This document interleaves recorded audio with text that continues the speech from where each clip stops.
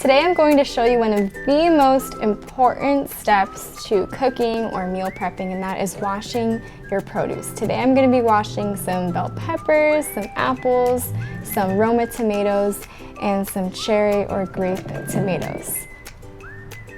And all you will need for this wash is water and vinegar. You can use apple cider vinegar, you can use white vinegar, it doesn't matter.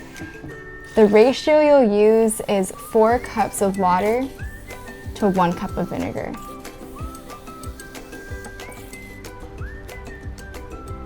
And there's my vinegar. Pour it in and then mix it up really well.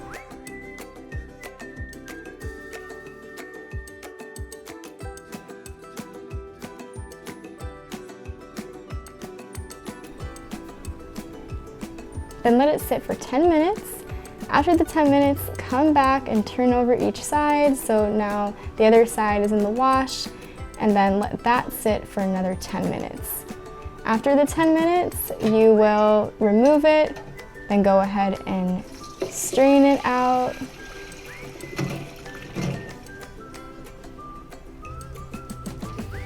And then rinse it really, really well.